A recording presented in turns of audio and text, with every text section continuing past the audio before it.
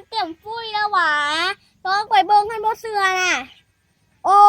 ห้าไปยังวะว้าไก่อยู่หันเด้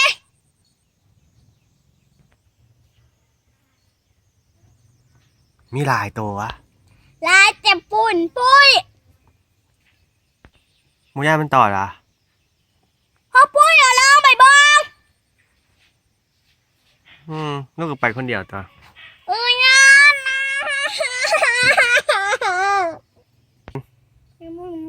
เขาปุ้ยยังไผ่ได้ตอนนั้นน่ะตอนในมอนดูนอกน่ะได้งานเพิ่งมันตัวยัง ตัวคอซะนะดิไม่เอกไม่เอกครึ่งไม่โหห้องไม่แห้งเลยไม่เอกก็มีแหละอ้าวเพิ่งตอดเจ็บบ่เจ็บเป็นยังไงเพิ่งตอดปวดตา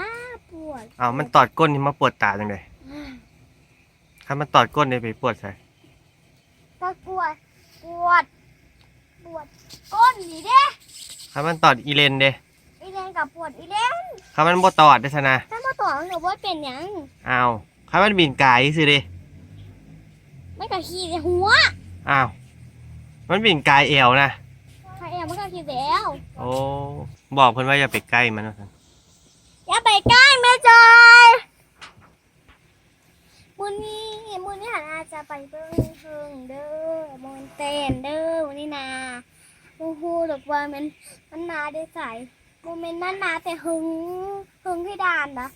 แม่ที่บอกปล่อยไปจังใดโมโหเนี่ย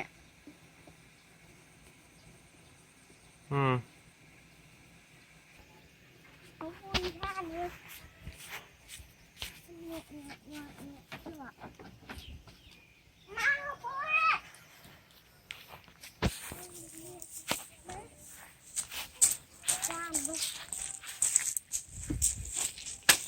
อย่าใกล้มันตอดพอละ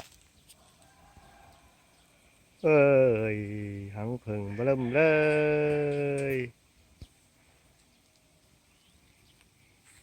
ต้นอย่างนี้เบิ่งไว้นี่มะนาว หมากพีลาตัวนี้มายังมะนาวตัวยังตัวมอมาวไม่หูไม่หูดาวโอ้เอาพาสอันนี้มีกล่องยังกล่องไม้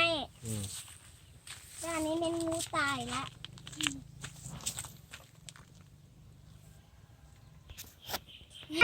ซอกน้าในไว้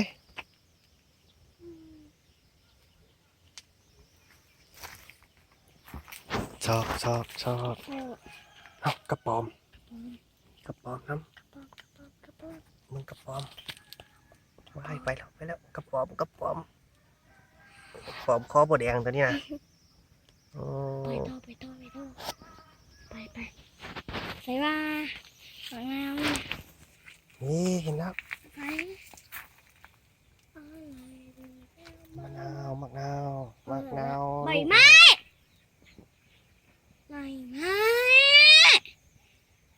มือดี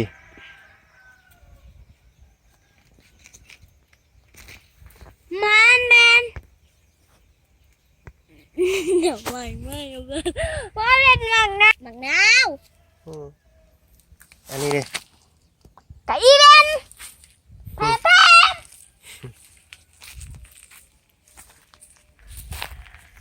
้าเบิ้งคือมีผู้ปกครองเต็มปุ้ยนะบางทีเราเพิ่งใกล้ว่า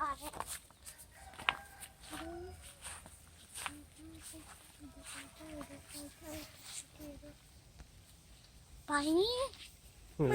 ไปไว้เพิ่งตอดไว้บายบายพี่บาย